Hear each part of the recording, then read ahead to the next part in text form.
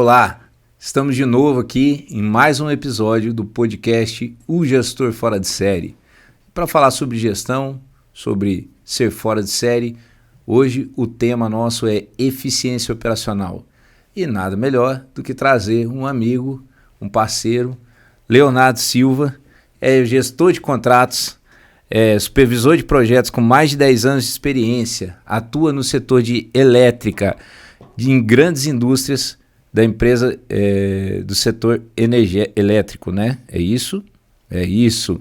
Passou por vários cargos desde a operação e hoje lidera mais de 100 pessoas em 2 estados remotamente. Remotamente, né? É isso. Isso é importante. Isso tem muito a ver com tecnologia, né? Isso tem muito a ver com conexão, com dados, com pessoas. Mas e aí, Léo? Você tá bom? Benzinho, cara, bem. Um pouco nervoso, mas estamos bem, cara, graças a Deus. Tá, tranquilo. Podcast é sempre assim, deixa você nervoso, a gente também. Mas vamos falar um pouquinho sobre esse tema que é um dilema para todo mundo que tem pessoas abaixo, né? Eficiência operacional. Como que você consideraria, julgaria ou definiria eficiência operacional? Bom, Vitor, eu acho que eficiência operacional, cara, o nome é bem sugestivo, né? Eficiência. Eu acho que o que seria isso trazendo para o nosso mundo hoje? Eu acho que seria o seu time ficar mais ou menos no modo automático, sabe? Conseguir realizar suas demandas, conseguir atender os prazos, os pedidos, entregar o que tem que entregar da maneira correta, sem você precisar ficar intervindo. Eu acredito que eficiência, quanto menos a liderança ali interferir de uma forma de correção, né?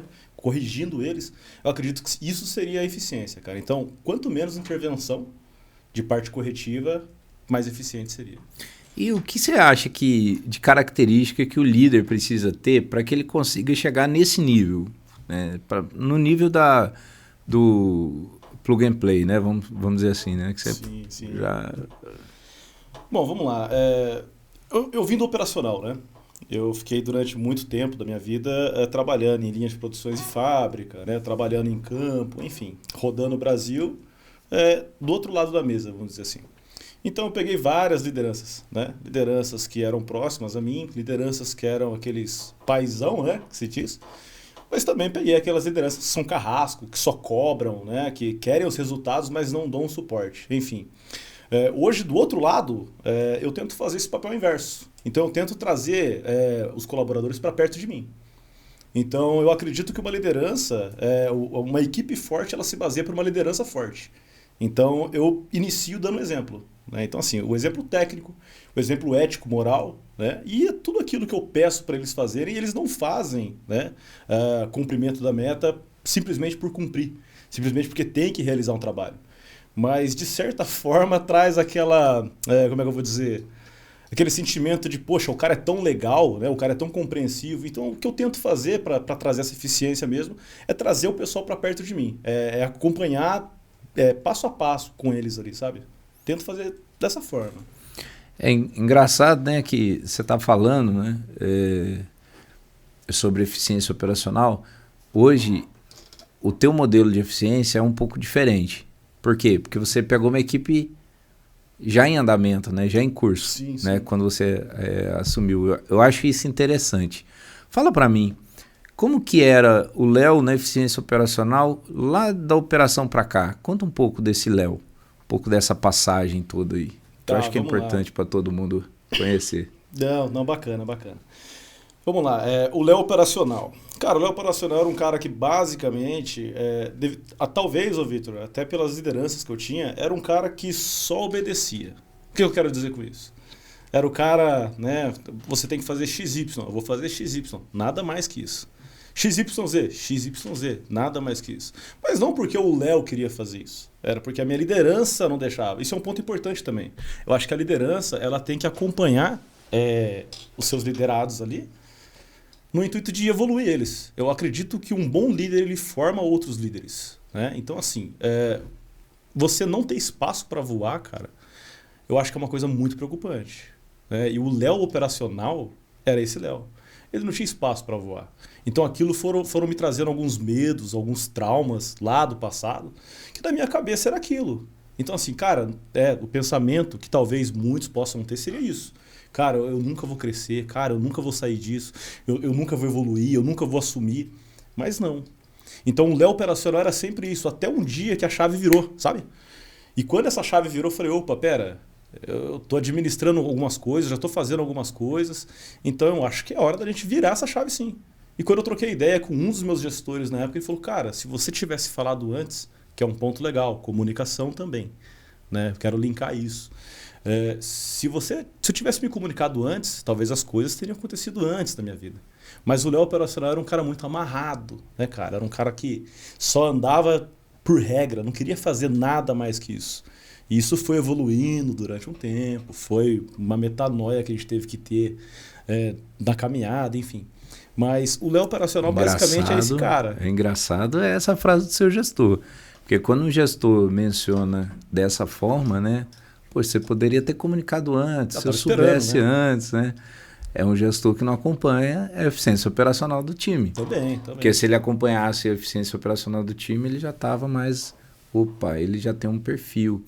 Eu também venho do lado operacional, né? E engraçado que por diversas vezes, né? Por diversas vezes eu tive que tomar ações para que a liderança tomasse ações, né? E a principal ação que gerou a minha escalada e repentina dentro da Lynx, né, dentro da empresa que eu trabalhei, foi exatamente o pedido de demissão. Sim. Né? Então eu acho que foi o dia que eu falei, não, eu não tolero mais essa linha do técnico e tal, e falei, é hora de ir embora. Né? E aí que as pessoas, que o gestor falou, opa, pera lá, acho que ele levou a sério mesmo e agora eu preciso movimentar. Porque as empresas grandes, elas têm essa mania. É muito difícil mexer ali. Tem gente já fazendo aquilo há muito tempo. Né? E conforme você vai subindo, é muito difícil você subir para cima. Geralmente você sobe, eles inventam carreira Y, carreira W. Né? Então, olhando isso, quando você sobe, quando você alavanca assim, verticalmente. Né? É um passo que demanda muita dor, muita mudança, né? Sim, isso é o que acontece nas empresas hoje, né? Hoje você é, sei lá, um técnico A, em vez de você, como você falou, escalar verticalmente, você lateraliza ali, né? Então, vira um técnico B, agora você virou... Coordenador, você virou, né? E assim vai escalando. Que isso, eu acredito que é uma cultura, infelizmente, brasileira, tá? Pode ser uma crença errada minha, mas isso, apesar de muitas empresas hoje ser multinacionais, mas é um pensamento intrínseco do Brasil, assim, sabe? Esse pensamento de crescimento. O brasileiro tem muito disso, né? O brasileiro tem muito de lateralizar e não crescer, de escalar. Eu acho que é um ponto que vale a pena observar. Eu acho questão de opinião, né? Tem duas vertentes aqui que a gente precisa sempre separar ou explicar para o brasileiro, né? Uma vertente que é o seguinte, o aumento salarial. Sim. É uma coisa, salário é uma coisa, né? Outra coisa é a qualificação e o aumento gradual, né? Você recebeu uma graduação, você recebeu... quando você vai para o ambiente militar ele é muito conectado isso, né? A patente que aumenta o seu salário, né? As medalhas que aumentam o seu salário. E dentro do ambiente profissional isso não acontece. Então, muitas vezes, criam-se esses mecanismos de lateralização porque o cara não está querendo crescer de cargo. Ele quer ganhar mais. Ele quer ganhar mais. Entendeu? É onde eu vejo, né? Sim, mas eu concordo. E esse é um outro ponto também, né? O Léo do operacional, que nem você tinha dito antes, tinha essa mentalidade. Ele queria ganhar mais. Mas estava mostrando para a sua gestão que estava fazendo mais para ganhar mais? Talvez não. Talvez estava estudando, estava se dedicando, estava fazendo cursos, estava ouvindo palestras, enfim, estava fazendo todo aquele ciclo profissional que eu acredito que todo mundo tem que fazer para um desenvolvimento pessoal, né? E não comunicou a sua gestão também. Eu acho que esse é um fator importante, cara. Eu acho que realmente você tem que querer escalar e não lateralizar. Eu acho que esse pensamento sendo alterado na cabeça não só do brasileiro, mas de uma pessoa, cara, ela não vai crescer só profissionalmente, ela vai crescer muito como pessoa também. É o meu ponto de vista, né? Achei legal, interessante. E qual é essa referência que tem, por exemplo, a gente falou agora um pouco de recebíveis, né, do recebimento, do salário.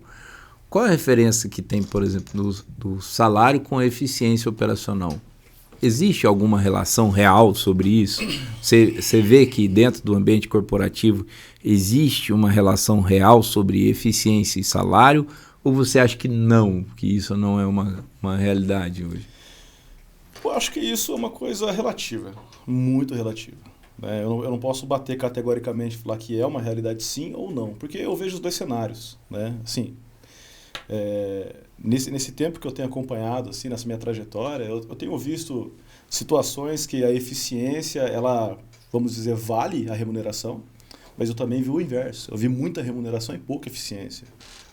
Então, infelizmente, a gente sabe que hoje, no mundo corporativo, nem sempre a eficiência ela é recompensada, né, com o financeiro, vamos dizer assim. E tem uma coisa interessante também que eu vejo, que a eficiência, às vezes, ela não está só atrelada ao financeiro. Mas muitos profissionais têm a chamada, talvez, não sei se você já ouviu esse termo, a algema de ouro. Né? Que o que seria? Pô, eu não ganho tão bem naquela empresa, cara, mas nossa, ela me dá tantos bons benefícios, ela me dá um carro, me dá isso, me dá aquilo, me dá não sei o quê. Você acaba ficando preso àquilo. Então aquilo para você tá bom. Ou seja, eu não sou bem remunerado, né? Eu não valho aquilo que eu gostaria. Mas a empresa me dá tantas coisas, cara, tantos benefícios, eu vou ficar aqui. E o cara acaba sendo eficiente justamente por causa dos benefícios e não por causa do financeiro. Que é um perigo, dependendo, né? É um perigo porque eu, particularmente, eu comecei a crescer na minha carreira quando eu pedi conta da antiga empresa. Que eu já coordenava equipes, eu fazia coordenações lá, enfim. Eu já era um gestor e não ganhava como tal. E todos falavam para mim, poxa, mas você já faz isso, você já faz aquilo e você não ganha. E eu tinha essa algema de ouro. Até um dia que eu encontrei a chave dela. O dia que eu encontrei a chave dela, eu falei, opa, peraí, mas não é os benefícios. Eu sei quem eu sou. Eu acho que tem um pouco a ver com identidade, sabe? Quando você fala, eu sei quem eu sou. Você fala, isso aqui não tá bom. Aí você chega e fala, seguinte, é isso tem uma proposta assim, assim. Quer comigo? Vai comigo? Vai pegar na minha mão e te mandar? Não. Então, cara, obrigado até aqui, foi bom, né? Uma experiência legal. E parte para outra sua carreira. Realmente você faz a sua jornada, faz a sua caminhada. Então, eficiência, cara, fechando, não é o que eu vejo. Não, são relativas, não posso atrelar uma na outra. Mas deveria. No meu ver, Vitor, eu acho que você tem que, num bom sentido dizendo, produzir para ser pago. Mas, infelizmente, as mentalidades hoje não, eu quero ser pago para produzir. E não funciona desse jeito, né? E olhando mais esse ponto do produzir para ser pago, às vezes a gente tem até que tomar alguns cuidados, porque produzir para ser pago não quer dizer você começar a trabalhar sem salário. Exato. Mas é que a sua remuneração ela aumenta de acordo com as suas competências. Sim. Eu dizia na minha época de operacional, eu às vezes conversava com alguns colegas e eu falava com eles. Eu falava, gente, é o seguinte, eu nunca peço aumento de salário, mas eu provo capacidade. E é verdade, você não vai encontrar por aí um chefe meu que fala, o Vitor pediu aumento de salário. Não, eu provava capacidade.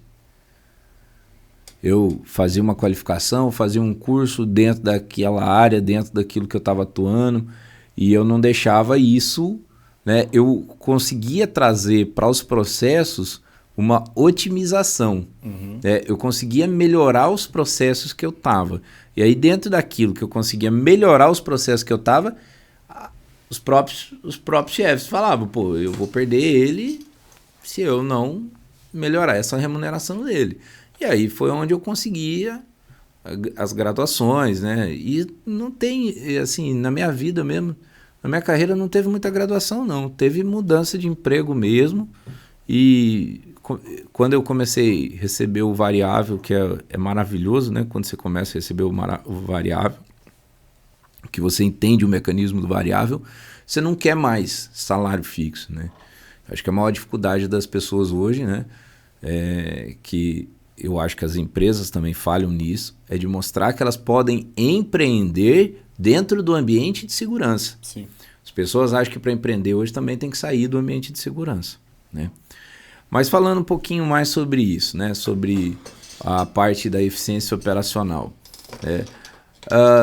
tem uma regra do que o cara pode fazer, ou como otimizar aqueles processos dele, ou como que você trabalha isso hoje na sua equipe, entendeu? Como que você mede hoje a sua equipe olhando otimização de processo? Tá, vamos lá.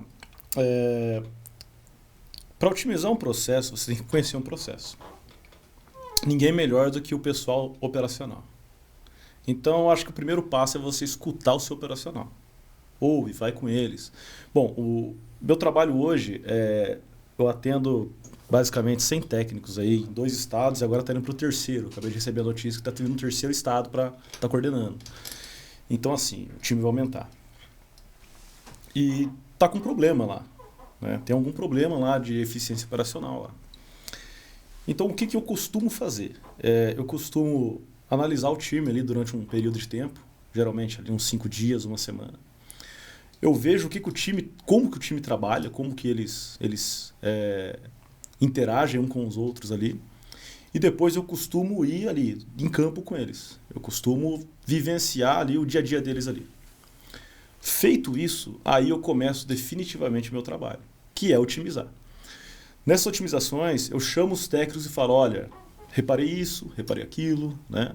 Eu tento ver ali os gaps que eles deixam ali para a gente estar melhorando e melhora. E eu também passo a bola para eles. Falo, o que você acha que a gente pode melhorar? Isso dá muito certo. Dá muito certo porque eles falam, olha, eu acho que isso aqui, eu acho que... E às vezes é uma coisa boba, sabe? É uma situação que você fala, isso não tem efeito nenhum. Surte efeito. Surte muito efeito.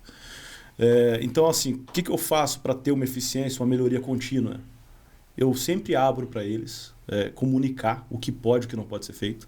Eu sempre estou presente, sempre. E sempre trago exemplos e melhorias de outros lugares também. Então eu busco no mercado coisas que possam agregar ali na situação deles, do dia a dia. Isso tem surtido efeito, pelo menos com as minhas equipes. Seria o papel do benchmark. Basicamente.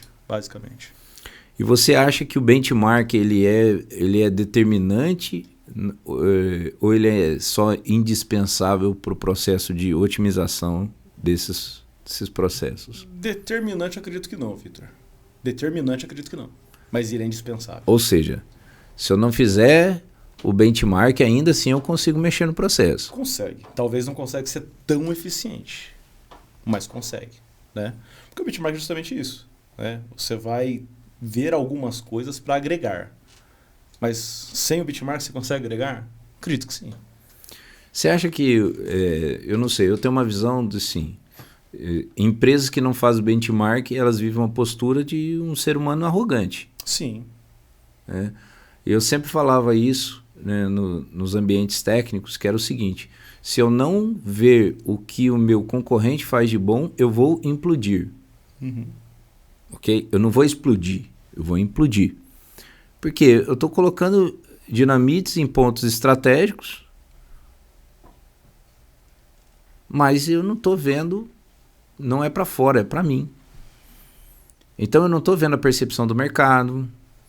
E grande parte hoje das prestações de serviço que eu acompanho muito no mercado, eu vejo muito assim, o profissional chegando e explicando para o cliente o que ele vai entregar. Uhum. E não perguntando para o cliente qual é a expectativa dele. Eu vejo muito isso. E o ramo do software ele é muito favorecido para isso, né? Existe mais a preocupação em você catequizar o cliente do que em você entender realmente a necessidade do cliente. Você percebe isso e qual é a relação que você acha que isso tem com a eficiência operacional? Percebo isso. Eu acho que isso tem muito a ver, eu até estava compartilhando algo esse tempo atrás no LinkedIn, que tem uma frase, né, que eu acho que talvez empresários, né, ou empresas que têm exatamente esse pensamento que você acabou de relatar, eles falam que, mas aqui sempre foi assim. Eu acho que isso é um perigo. Eu acho que isso é uma bomba relógio. Porque, sabe, de fato, isso sempre foi assim. Mas até quando? O mercado é dinâmico. Os clientes são dinâmicos. Então, se eu não souber a dor do meu cliente, né, como que eu vou tentar sanar essa dor? A eficiência está totalmente ligada com isso. Eu só vou conseguir sanar a sua dor, só vou conseguir te atender, entregar aquilo que você quer, se eu souber o que você quer. Agora, se você deixa uma coisa meio abstrato para mim ali, eu vou conseguir te entregar. Mas talvez eu não vou te atender 100%. E aí o que acontece hoje? Eles correm para a concorrência. Porque a concorrência atende. Né? Às vezes um vendedor ali, ele faz toda a diferença. Que é o primeiro contato.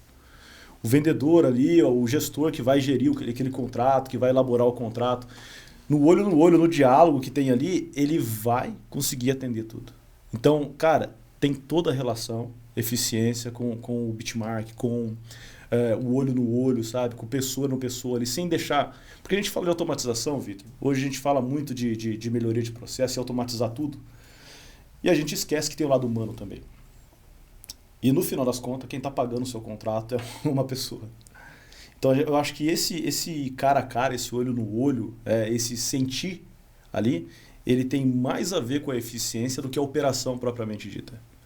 Né? Então, assim, hoje tem clientes que eu atendo, por exemplo, que vende vende de nossos concorrentes, por exemplo, e quando chega fala, cara, isso que você está fazendo eu não tinha lá. E é tão normal que eu falo isso o quê? E é sempre. Hoje eu já me liguei. Mas eu falo isso o quê? Esse negócio de tomar um café, de bater um papo, de fazer uma reunião presencial. Porque hoje é tudo muito online, né, cara? E isso acaba desumanizando as pessoas. Então a influência, qual que é a relação entre os dois? É total. É total. Eu acho que eu tenho uma percepção que a tecnologia é até um dos motes do programa Gestor Fora de Série, né? Mas ela trouxe uma impressão de facilidade para as coisas que não é fácil. Sim. Né? Tem muita gente que hoje ela entra, por exemplo, no ramo de sistemas, no ramo de software, porque quer ganhar mais. Tem muita gente que entra em diversos ramos aí hoje porque eles veem um caminho mais fácil. Uhum. Eles veem um caminho mais atrelado à sua crença de capacidade do que necessariamente atrelado ao que eles têm como objetivo, né? Então ele vai lá e fala assim, não, eu não sou capaz disso tudo, então eu não preciso ser cientista da NASA, eu posso ser um cientista do INPE, né? Então eu preciso de menos coisa, né? Não preciso chegar lá, né? Mas isso deturpa um pouco o caminho, né? Uhum. Eu acho que quando a gente trouxe essa digitalização, a gente trouxe a impressão de facilidade, né? E ao mesmo tempo que trouxe essa impressão de facilidade, a gente criou uma camada superficial. Sim. Então eu vejo que hoje o operacional ele tem muito pouca resiliência. Ele aguenta muito pouco as coisas. Né? Essa é uma percepção minha, não sei se você compartilha disso. Mas é isso. Na verdade, o ser humano, a digitalização veio e o ser humano esquece que tem que ter o lado humano ali por trás da digitalização. Né? O problema é que a gente quer que a digitalização hoje faça tudo pra gente. Então, por exemplo, eu estava vendo uma matéria esse tempo atrás que o reitor da USP lá reprovou não sei quantos alunos, se eu não me engano foram 14 alunos, que usaram inteligência artificial para fazer uma redação. Então você está me falando que a inteligência artificial é ruim? Não, ela é boa. Só que o problema é como que eu vou usar ela. Aí eu volto no início da conversa. Pai, que absurdo. E presta bem atenção. O cara vai fazer uma redação. É algo para mostrar a sua competência acadêmica, para saber se você consegue escrever bons artigos, bons textos. E ele utiliza a inteligência artificial. Então, qual que é o problema nisso, Léo? Você deve estar falando assim. Qual que é o problema disso aí, Léo? Né? Você já identificou o problema. O problema é que eu quero que a inteligência artificial faça tudo para mim. Eu não quero fazer. Entende? Então, a inteligência artificial é boa? Claro que é. Mas eu posso responder de novo. A inteligência artificial é boa? Não, não é boa. Opa, peraí. Agora você... É simples. Se você utilizar ela para otimizar as coisas, ok, bacana.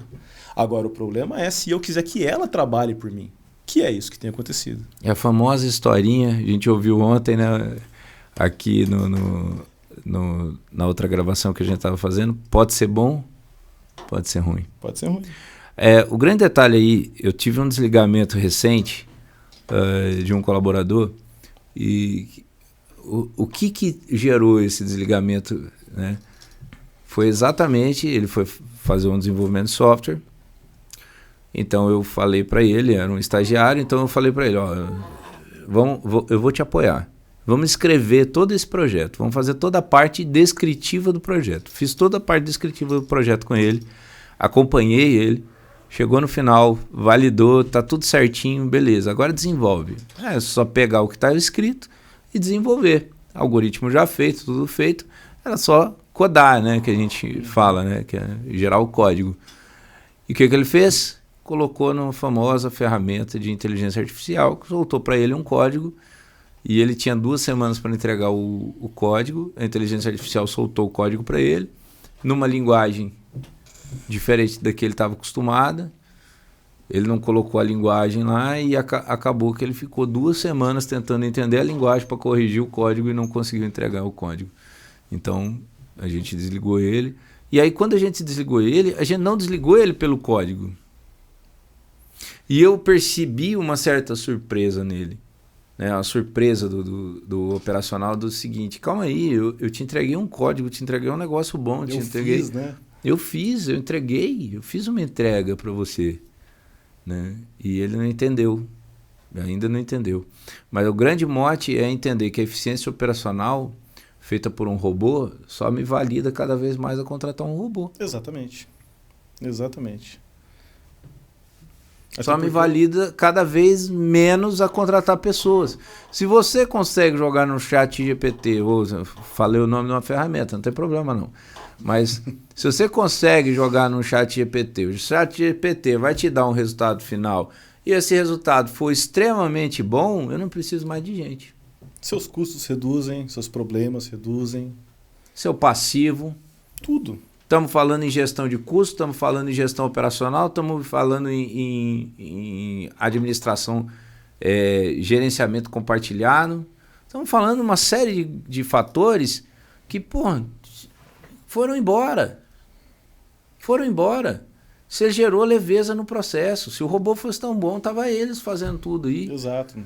Entendeu? Falaram que fizeram um monte de braço mecânico para fazer cirurgia. Você já foi operado por um? Não, e sinceramente não tenho coragem, não. Eu sugiro para o ouvinte que, se você tiver um interesse de testar um braço desse, faça uma cirurgia de próstata. Ajuda qualquer um. Não concorda?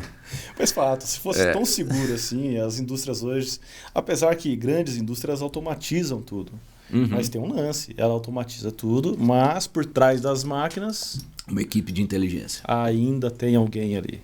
Alguém não, tem um time de inteligência. O que eu quero dizer é que assim, mas essa máquina ela faz tanto, ela produz não sei quanto por hora, ela produz não sei o quê, ok, mas ainda tem que ter um dedo para apertar o botão. É isso que as pessoas estão esquecendo. Entende? Então, quando se fala em automatizar um processo, para aquele processo ter uma rentabilidade maior e ter uma eficiência maior ali, elas esquecem que tem que ter uma pessoa qualificada, uma pessoa habilitada, uma pessoa que conheça para apertar aquele botão.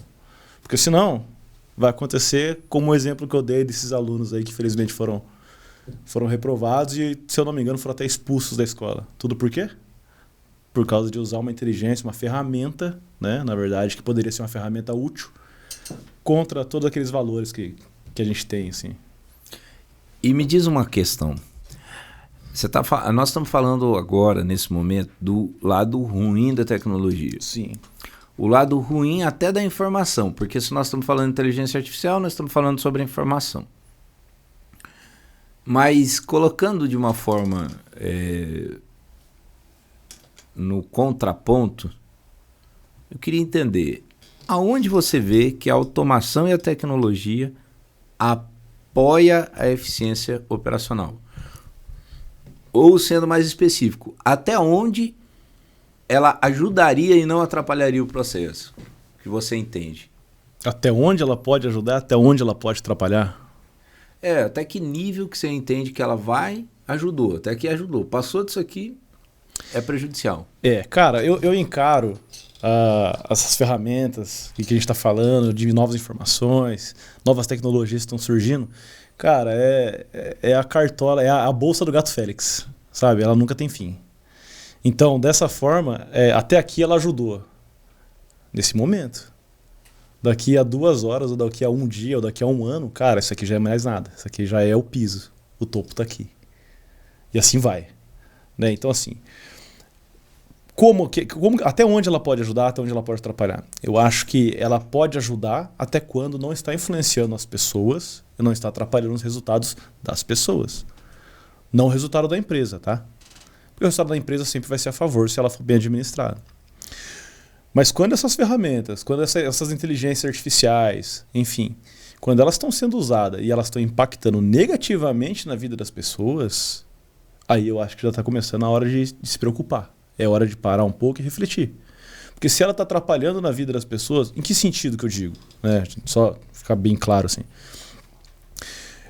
Quando você começa a automatizar muito o processo, automaticamente vai gerar uma preocupação nos seus colaboradores. Opa, peraí, esse processo está sendo muito automatizado e por mais que não tenha nada a ver do que o cara faça lá em campo, o cara faça lá. Às vezes não tem nada a ver com a operação, com a situação que ele está fazendo. Mas só pelo fato de ver alguma coisinha automatizando uma pequena parte do processo, isso já gera uma preocupação. Então isso tem que ser analisado. Porque se isso não for analisado, vai passar um tempo que você automaticamente vai começar a perder os seus colaboradores. Com medo de ser... Com medo de ser... Suprimido pela tecnologia. Exato. Qual que é o pensamento? Isso eu falo porque no operacional e agora também como gestor, eu escuto isso às vezes. Olha, eu estou vendo que está assim, assado, eu recebi uma proposta de tal empresa e uns já falam. Como vocês já estão fazendo assim, eu sei que vai chegar uma hora que não vai precisar de mim aqui mais. Isso aí são palavras de colaboradores falando comigo. E para você motivar esse cara depois? Entendeu? Então eu acho que é mais ou menos o lance do direito, sabe? O meu direito termina a hora que o teu começa. É mais ou menos isso. Então as ferramentas digitais, ferramentas tecnológicas, o ponto que ela tem é o limiar ali. É pessoa e máquina, sabe? Quando os dois estão alinhados, isso ajuda muito. Se a máquina começar a influenciar muito na vida das pessoas e negativamente, porque nem sempre impacta positivamente não. Começou a influenciar negativamente, cara, é hora de você deixar um pouco as máquinas ali, as tecnologias de lado e trabalha mais o lado relacional agora. Agora é a hora do relacional. Porque aqui é programação, tá feito. Aqui é relacionamento. Em relacionamento, você é casado, né? Você sabe como é que é. Relacionamento Meu pai falava uma frase muito interessante, mas cabe também para o nosso time, que é o quê? É como confiança. Para você perder, um estalo de dedo. Mas para você reconstruir e conquistar, vai tempo. Que tempo, Léo? Não sei. Cada pessoa tem seu tempo. Isso é forte. Essa questão da tecnologia, da automação, né? Você falou é quase que um princípio isso, né? Até o momento onde você consiga equilibrar máquina e pessoa, né? Eu acho que eu sempre olho muito para o diagrama de Chikawa para fazer as minhas modelagens de gestão, né? O diagrama de Chikawa, ele tem ali 6 viés, né? E o material humano está em um desses viés, né? Ou seja, não é só você olhar as máquinas, não é só você olhar métodos, não é só você olhar manufatura, não é só você olhar o meio ambiente. E ali no meio ambiente já tem uma questão de pessoas, né? Mas é você olhar as pessoas também envolvidas nesse contexto, né? Eu acho que é importante você ter esse viés realmente de equilibrar a pessoa e a tecnologia numa calibragem, né? Eu gosto que muitas vezes, eu como analista de sistemas, na época que eu era analista, muitas vezes eu ia para diversos usuários e cada um tinha uma ideia mais mirabolante de como o sistema podia facilitar o trabalho deles, né?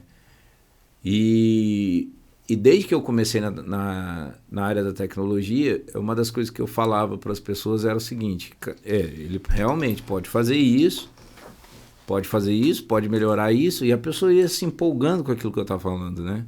Então pode melhorar essa rotina, pode fazer isso também, você não acha que pode? Pode, e pode gerar esse resultado, não pode? Pode, e aí você faz o quê? Aí, ó. Porque para conferir o sistema, né, você não vai precisar de tanta gente, né? Então, quando você chegava a esse ponto, a pessoa gerava um ponto de inflexão na cabeça dela. Isso eu não quero, né? Não. Agora eu achei que ficou demais para mim. Então, o grande ponto é entender isso mesmo, né? O que faz você ter a individualidade do trabalho, né?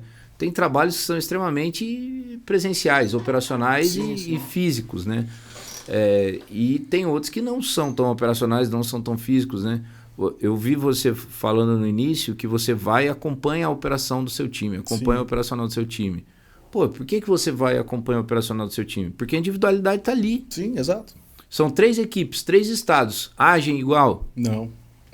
A mesma equipe, os técnicos agem diferentes um do outro, né? Então, esse é um ponto legal. O fator humano eu acho interessante, que é esse senso. Porque, cara, tem dias que eu não acordo legal. Tem dias que você não acorda legal, né? Tem dias que você vai para a empresa trabalhar e fala, pô, cara, quero ir embora logo, né? Porque eu tô pensando no meu filho, eu tô pensando, sei lá, no meu cachorro. Sei lá, cada um tem sua história, né? E isso, máquina nenhuma consegue pegar. Sensor nenhum consegue pegar. Eu trabalhava numa antiga empresa que ela fazia sensores, né, de saúde de máquina. E era muito interessante, porque os gráficos mostravam ali como é que estava a máquina e tudo mais, isso e aquilo. Mas houve uma situação que tinha um equipamento numa grande indústria aí, e cheio de sensor, cara. Cheio de sensor. E essa máquina quebrou. E era uma máquina que não podia quebrar. E vieram pra cima de mim. Pô, Léo, né? E como que essa máquina quebrou? E não sei o quê, e coisa e tal. E isso. Falei, cara, os diagnósticos mostram que tá tudo ok. Eu não tenho dados pra falar que ela tava ruim. Foi uma quebra inesperada. E, cara, interessante. Um mecânico, sabe aquele tiozinho de 16, 20 anos de casa, né? Uhum. Ele chegou, ele falou pra mim assim, ô Léo, cara, essa máquina tava com problema já. Eu falei, cara, mas, pô, tô com um puta no sistema aqui, não mostrou nada. Eu falei, mas como assim tava com problema? Ele falou, cara, teve um dia que eu cheguei nela e a bomba dela tava fazendo isso. E eu falei, essa bomba vai dar problema se a gente não parar essa máquina e essa máquina vai quebrar. E ninguém deu bola pra mim, porque era um motorzinho pequenininho. Isso aí não vai dar problema. Tudo bem, cara. Aí fica aquela briga de cliente e empresa, né? Se o sistema não funciona, coisa e tal. E a gente foi fazer uma averiguação. Resumindo, cara, o problema realmente era a bomba. E justo essa bomba, que parou essa máquina toda, não tinha sensor. O que você quer dizer com isso, Léo? A máquina ela estava dos pés à cabeça ali, com a tecnologia, que monitorava ela de hora em hora. Então, qualquer falha que desse nela, a gente ia saber. Mas o fator humano, ele olhou para uma coisa que a máquina não olha, que é a sensibilidade. Então isso é muito importante, cara. Operações são diferentes. Incrível, que você está falando exatamente que ontem teve um CEO que fez a gravação de um dos episódios aqui. Ele falou que o fator humano ele é superior à tecnologia. Qualquer um. E isso é onde a gente tem que eu gostaria de enfatizar, porque muitas métricas, aliás, toda métrica, ela vem de comportamentos medidos, né? Uhum. São comportamentos observados, seja numa máquina, seja numa operação, seja num dia a dia de uma loja qualquer. Tal. Você tem a métrica que você consegue observar. Só que você ainda não para olhar a relação humana que tem atrás. Então, você vê, o que chegaram à conclusão? Chegaram à conclusão no final, nessa história sua, que o sistema é infalível, que o sistema está ok, que o sistema está perfeito. E que o especialista, que foi mapeado lá atrás, não observou um equipamento. Então a culpa voltou para o humano.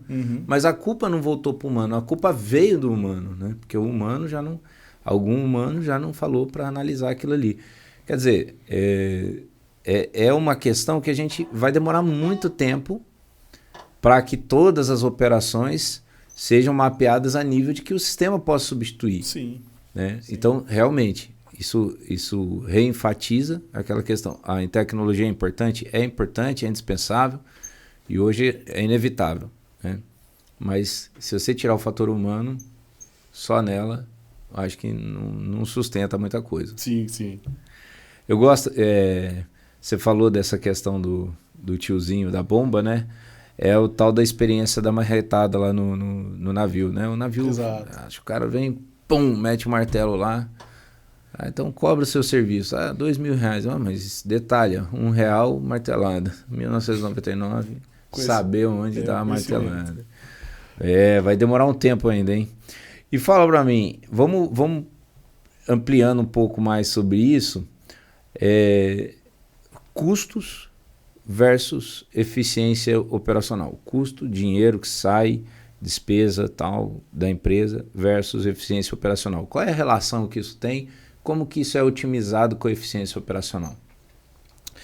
Eu acho que para ter eficiência operacional, eu acho que a empresa num todo, empresários, enfim, o empregador, né? Vamos dizer assim.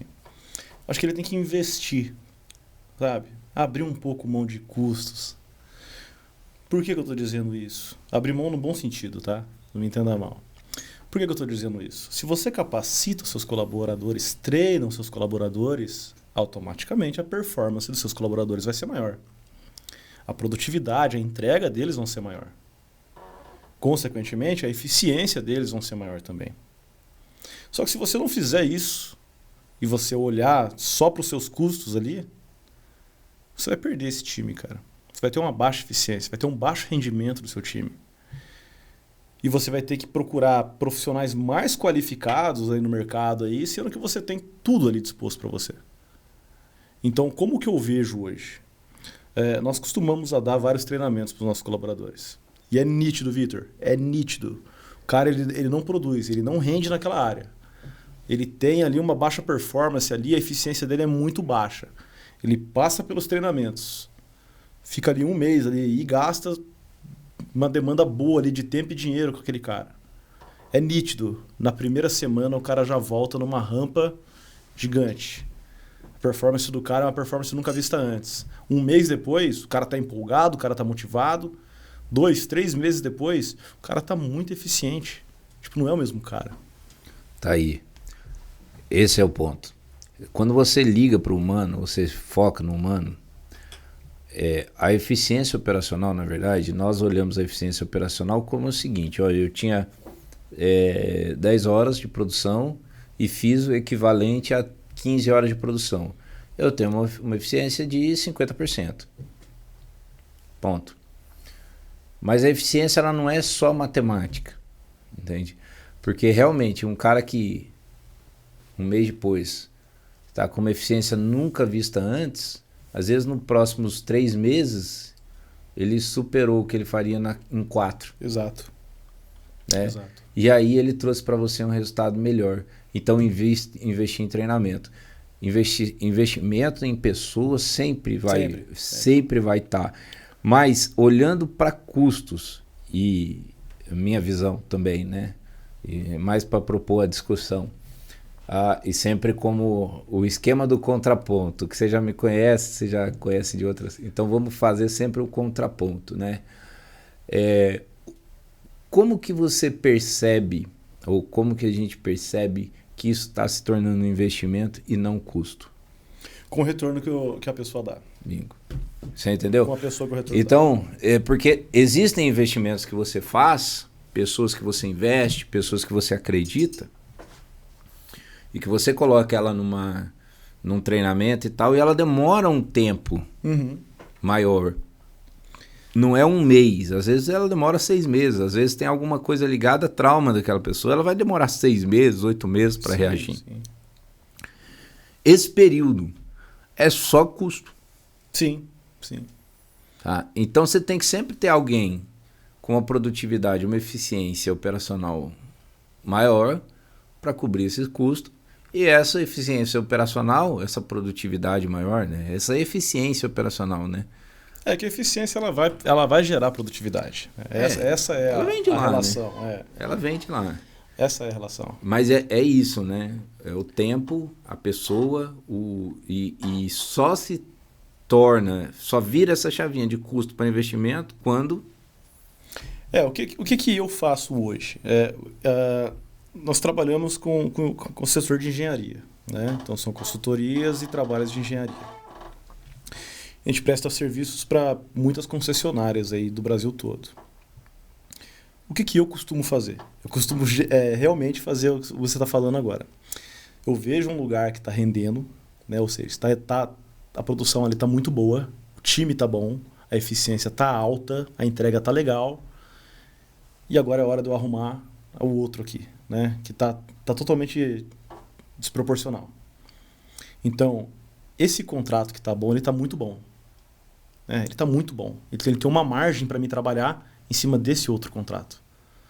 Porque esse custo, que nem você falou, que eu vou estar investindo, tem um outro lance também, tá? Esse custo que eu estou investindo no contrato B, né? Que é o contrato que está mais defasado. Quando eu falo contrato, é as pessoas, tá? Mas quando eu estou investindo, eu não estou só investindo valores financeiros. Eu estou investindo tempo, estou investindo dedicação, eu estou desviando meus olhares ali para... que se traduz em economia, né? Tudo é custo. Tudo é custo, tudo é dinheiro. Custo, exato. Mas você vai ter que se dedicar naquilo. Mas aquele outro contrato A, ele tá legal. Então ele vai suprir, né? Todo esse déficit que eu tenho aqui. Léo, e daí? Eles fizeram todo o treinamento, você acompanhou esses caras, tudo. Daqui a um mês a gente vê. Daqui a um mês esses caras estão no mesmo patamar. Cara, tudo que eu perdi, entre aspas, aqui nesse contrato B, foi recuperado. Você já parou para pensar que corporativamente o termo investimento virou jargão comercial? Você concorda com essa frase? Concordo. Porque a gente fala de investimento, às vezes você vai você vai comprar uma geladeira. Investir. Uhum. Você vai comprar uma televisão. Investir. Você vai comprar um apartamento. Tá na hora de investir. Vai comprar um carro. Você pode fazer um investimento também num filme do seu carro. Uma vez eu peguei um vendedor, mas eu malhei tanto ele, coitado. Que eu falei assim, cara, deixa eu te explicar o que é investimento. Investimento é eu aportar o dinheiro sabendo prazo e taxa de retorno. Média do mercado. Então tá bom, você quer que eu coloque o seu filme no carro? Qual que é o prazo e a taxa de retorno? Gaguejou. Aí... Falei, tô comprando um Fusca, só pelo barulhinho que fez, né? Era um Fusca. Falei, não, então tudo bem. Peguei, levantei da mesa, saí numa boa. Porque muitas coisas a gente não consegue aplicar como realmente a palavra é. Sim. Investimento. Como que você trata isso com o colaborador? Já entrando até um pouquinho na gestão de pessoas. Como que você trata isso com o colaborador? Você alinha com ele, eu vou te colocar no treinamento para você render mais, para você melhorar sua produtividade, ou você é aberto com ele, você fala, você não tá legal, vamos tentar essa linha do treinamento, ou não, você só põe ele lá no treinamento, ele acha, sei lá, que é um royalty, um mérito. Não, na verdade eu encaro isso como um erro. O que acontece hoje? Tem muitas empresas hoje que elas bancam, né, investem esse treinamento, investem em treinamento para os colaboradores, mas não é pelo retorno, né? Não é pela reciprocidade, vamos dizer assim. Eles investem porque a empresa tem uma qualificação, tem uma certificação e não podemos perder aquela certificação. Então o que faremos? Vamos dar esse treinamento para o Vitor. Vamos dar esse curso para o Vitor. Mas o Vitor sabe fazer essa tarefa. Ele foi treinado. Isso é um perigo, cara. Isso é um perigo muito grande. Então, a questão não é investir e falar para o cara, que eu acho isso muito importante. A questão é o porquê que você faz aquilo. Por exemplo, Hoje, nós damos treinamento para todos os colaboradores, né? Mas até pela minha postura como gestor, eu costumo trazer esses caras para próximo de mim. Então eu bato um papo, eu entendo o que está acontecendo, né? o que está acontecendo individualmente com cada um, e entendo a realidade daquele cara. O cara está treinado, o cara já bateu um papo comigo e eu já identifiquei os gaps. Agora a gente trabalha. Então, vou dar um exemplo do que acontece hoje. Tem um rapaz, ele estava querendo ser promovido de qualquer jeito e coisa e tal, e ele falou para mim, Léo, eu acabei de terminar minha graduação e coisa e tal, e o que você pode fazer por mim? E isso é uma sinuca de bico, né? Porque o cara tá te encostando na parede. E eu falei pro cara, me dá um tempo, eu vou pensar em alguma coisa para você, a gente bate um papo. Eu conversei com o pessoal da diretoria e tudo mais, e os caras falaram, Léo, o que você pensa em fazer? Eu falei, cara, eu particularmente penso em colocar esse cara como líder da equipe. Qual que você acha que foi a resposta do pessoal? Não. Não, porque ele tá vindo da operação, e o pessoal não vai respeitar ele, não sei o quê, e coisa e tal. Qual que foi a primeira atitude do Léo? Foi o seguinte, cara, eu vou treinar esse cara. Aí a primeira coisa que retornaram do outro lado, não, mas tem que ver os custos, o impacto disso. Eu falei, não. Eu vou treinar esse cara, eu vou fazer o treinamento com ele e vou melhorar ele. Qual que era o problema desse cara, Vitor? Comunicação. Ele era um cara muito rude das palavras, sabe? Não sabia se comunicar mesmo assim. Não tem como colocar um cara para tratar com o cliente. Não tem Direto, como. né? Direto, não tem como, né? Comecei a treinar esse cara. Comecei a dar alguns livros para ele ler e falei, olha, lê esse livro aqui. Até um livro que você deve conhecer, que é O Cavaleiro Fora da Armadura lá. Passei esse livro pro cara. Hoje o cara é um cara totalmente diferente. Não está naquilo que eu quero que ele esteja, mas está melhor daquilo que ele era. Então, esse investimento que eu fiz nele, que não foi de dinheiro, foi de tempo, cara, teve muito efeito. Muito efeito. E é um cara treinado, tem todos os treinamentos da empresa. É um cara que tem todas as qualificações da empresa. É um cara que exerce muito bem essa função. Mas se talvez não tivesse essa demanda de tempo com ele, ia ser mais um, que nem eu falei. Mais um treinado, mais um habilitado, mais um qualificado. Então o problema hoje das empresas é justamente isso. É o investimento no cara, mas não pensando de fato em esse cara melhorar. É simplesmente treinar o cara porque ele é treinado. E o pensamento pior que eu vejo é o seguinte, se o Vitor não estiver rendendo, a gente troca esse cara. Quantas e quantas vezes eu escuto isso? Fulano de tal não está rendendo. Cara, vê para desligar esse cara aí. Será que é a solução? Será que vai trocar ideia com o cara? Conversar com ele, né? Entender o que está acontecendo. Se for alguma habilidade, algum déficit ali, treine esse cara para você ter esse retorno. Então, o que eu vejo nas empresas hoje, essa relação em custo e eficiência, é isso. Eu treino o cara aqui e fica mais barato, entre aspas, eu desligar esse cara e buscar um outro no mercado aí do que eu ficar perdendo tempo com esse cara. Porque, cara, as empresas não querem dispor de tempo.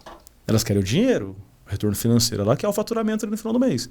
Mas o investimento em tempo, elas não querem não, cara. Mas você não entende que existe um contraponto importante aqui, que a empresa, a equipe tem que se custear. Margem de contribuição. Claro. Margem de contribuição. Claro. Cada um tem que trazer a sua margem de contribuição para a equipe e ela ter lucratividade.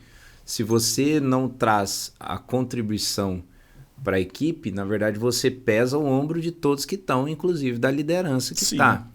Então um cara que está lá na cadeira, sei lá, de um diretor, um CEO, e tem que decidir, ele vai decidir pelo quê?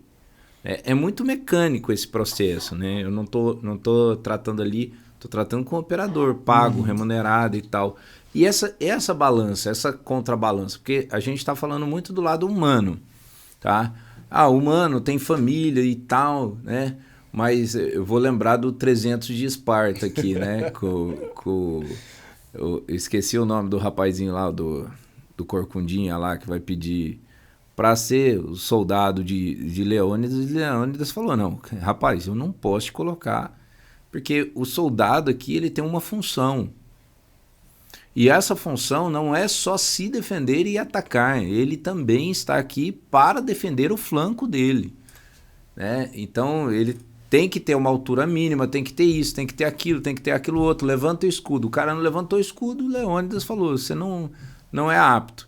Depois ele vira um cara traumatizado, não sei o quê, trai Leônidas e tudo, mas eu entendo que existe um contraponto que a gente precisa analisar e até discutir, e a grande pergunta aqui que eu tenho para fazer é, e esse contraponto? O que você pensa desse contraponto custo, né?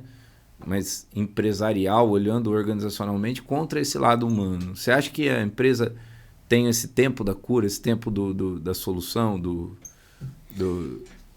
Não. Hoje é muito dinâmico. Realmente é mais fácil você substituir uma pessoa. Infelizmente falando, mas infelizmente é mais fácil trocar uma pessoa. Justamente pelo fator tempo. Né? Tem um ditado que eu acho um ditado muito perigoso, mas é um ditado muito verdade, que tempo é dinheiro. Do lado perigoso são outras questões, uma questão mais emocional, uma questão mais de pessoa. Se você levar para isso, o dinheiro vai ser o seu foco e você vai acabar pisando em lugares que não era para pisar, num bom sentido. Mas trazendo para o mundo corporativo, tempo é dinheiro. Então, por que eu vou perder, né? E é literalmente essa palavra. Por que eu vou perder o tempo com fulano se eu posso pegar um cara mais qualificado que ele no mercado para fazer mais do que ele faz? Então a relação é essa, a relação é tempo, na verdade. Né? No meio dessa equação toda aí tem o tempo. Eu acredito que se as empresas batessem mais em cima de tempo, em cima de eficiência, em cima de qualidade, aí faria o triângulo perfeito. Mas infelizmente não é o que acontece hoje. Isso eu falo por todas as empresas que eu passei, todos os clientes que eu atendi. Quantas vezes eu já escutei isso? Né? Ah, não está rendendo? Tá. Dá uma advertência para ele. Ou seja, você já puniu o cara. Né? Se o cara estava fazendo, colocar em número, estava fazendo 3, agora vai fazer 2, você já desmotivou o cara. Totalmente desmotivado. Ele vai entrar com sua linha de produção lá embaixo, ele vai diminuir a sua linha de resultado, para depois você ter que subir ela na base do grito. Exato. O caminho é totalmente inverso. Dá uma advertência pro cara, desmotivou o cara. Aí, naquilo que eu falei, vai trocar uma ideia com o cara, de repente. Às vezes, sei lá, o cachorro dele morreu, ele não tá bem. Talvez ele não tá rendendo nesse período. Mas, e os outros? E o retroativo dele, como é que tá? E qual que seriam as características ou os indicadores que mostrariam o limite dessa tolerância? Que você entende que mostraria o limite dessa tolerância? Porque o cachorro pode morrer toda semana. Ele pode ter a mãe, eu já vi gente que matou a mãe 6 vezes. Exato, então, exato. Tudo depende do comprometimento do profissional. Eu acredito muito no comprometimento do profissional. O que seria esse comprometimento, Léo? Bom, vê o histórico do cara, né? Vê todo o histórico do cara. O cara, eu tenho um cara lá que aconteceu uma situação parecida, que a mãe dele tem problema, ele tem Alzheimer. Né, e teve umas crises lá. Então ele faltou um dia, faltou 2 dias e não comunicou ninguém. Ninguém. E é uma cidade mais rural, então ele não conseguiu comunicar. Mas assim, tem o telefone da empresa, né? Tem e-mail, tem Teams, então assim, tem e-mail se comunicar. Imagina, né? O pessoal já queria a cabeça desse cara. Consegui contato com ele. Falei, fulano, o que tá acontecendo? Ô, Léo, cara, aconteceu isso, aconteceu aquilo, eu te mando aqui, ó. E mandou todos os documentos, tudo. Tá, mas espera aí, Léo. Ele tá errado, ele devia ter comunicado. Mas aí coloquei um pouco no coração ali. Falei, não, peraí, né, cara? Vamos ver se é coerente. Mas é um cara que sempre chegou mais cedo, sempre saiu mais tarde, sempre entregou a mais do que era entregar. Tipo, o nível do cara é um nível altíssimo. E eu ia apedrejar esse cara por causa de 2 dias. Ou seja, a eficiência operacional foi o critério seu de decisão para defender ele. Exatamente. Esse cara, ele é muito bom no que ele faz. Ele é comprometido. Ele não é envolvido. Que tem aquela história, né, do envolvido e comprometido, né? Não sei se você já sabe lá do bacon e do ovo, né? A galinha, ela é envolvida com o processo, né? Ela te dá o ovo, ela põe o ovo ali e sai fora. Mas o porco não, o porco ele dá a carne ali para você poder desfrutar daquilo. Comprometido. Ele é comprometido com aquilo. E esse rapaz era comprometido. Então, o fator que denomina isso é isso, cara. É o comprometimento da pessoa. Se a pessoa não for uma pessoa comprometida, de nada vai adiantar você treinar, de nada vai adiantar você tentar influenciar essa pessoa. Você pode pegar na mão dessa pessoa e levar ela não vai render, cara. Não vai render.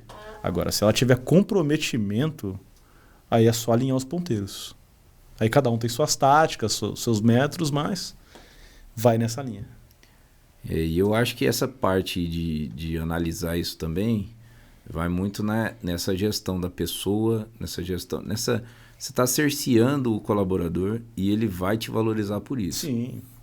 Gostei de uma frase também dita por outra pessoa que estava aqui, que ele disse o seguinte: se você cuidar deles, se referindo aos colaboradores, eles vão cuidar de você. Uhum.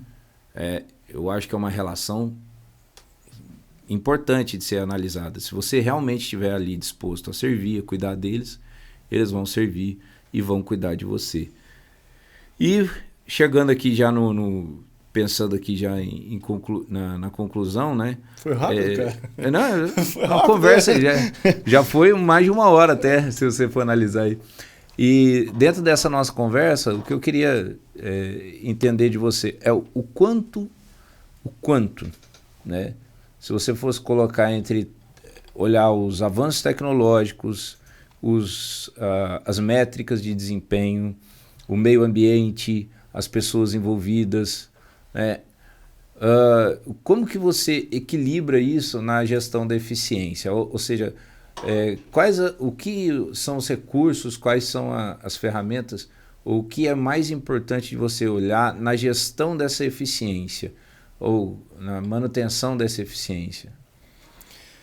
Eu acho que tudo isso vale um estudo por trás. Né? Por que vale um estudo por trás, Léo? Por que você está dizendo isso?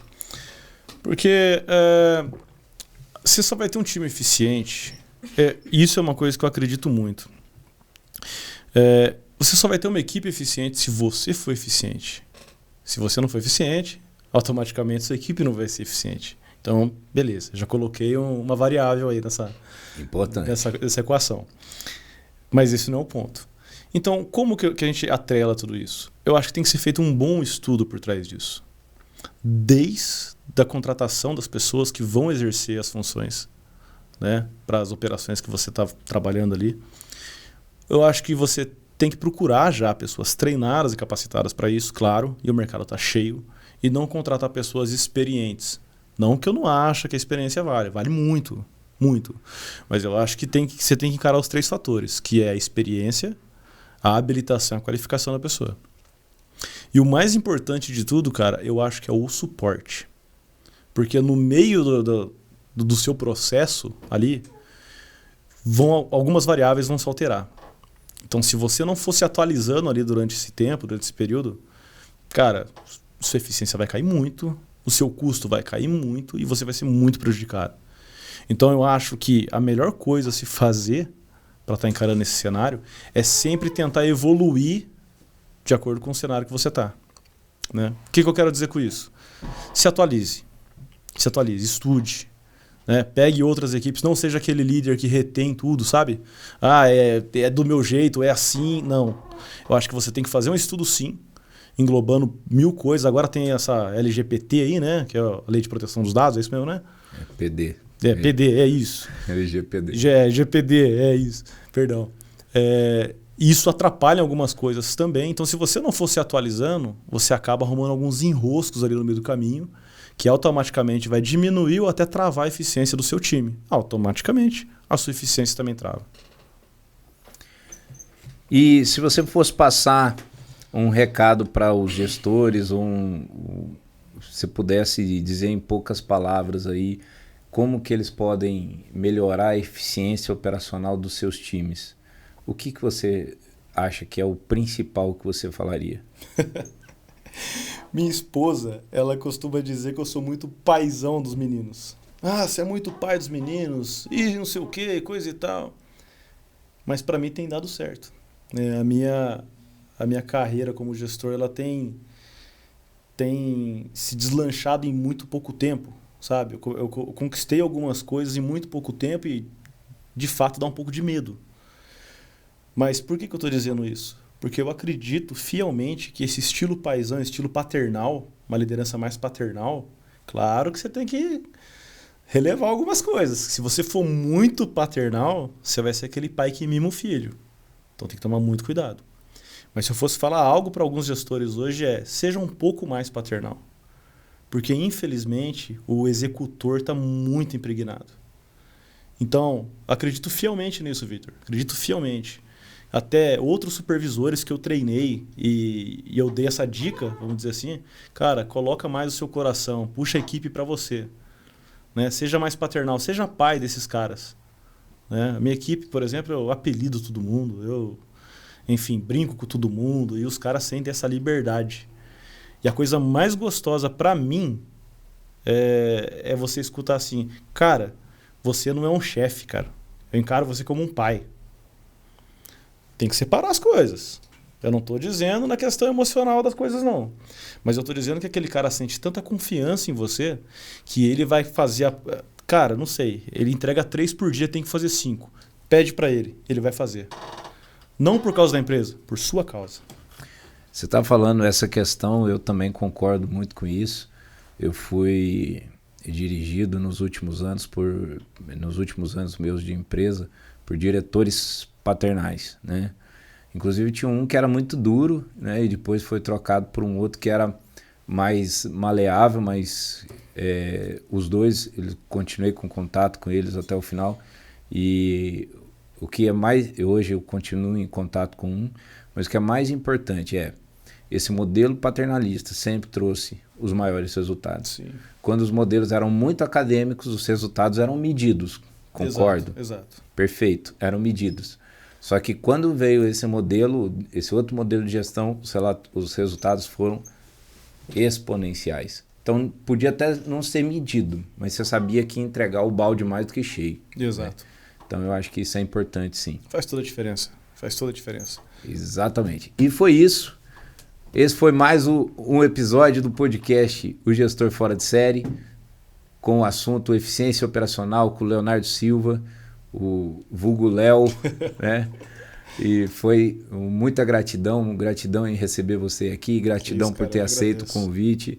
E a gente deve fazer mais bate-papos aí, porque é sempre importante ter um cara aí com o cartucho que você traz aqui. Bacana, tá bom? Cara. Eu que agradeço, desculpa o nervosismo aí, mas a gente está para somar. Eu acho que não só no mundo corporativo, mas o ser humano ele tem que ser assim, ele tem que somar. Então, o que você pode agregar na vida do outro, ok, pega aquilo e agrega. O que você não pode, não destrói não, guarda pra você. Eu acredito fielmente nisso e, cara, é isso, cara. Valeu, Léo. Valeu, Manoel, tamo junto.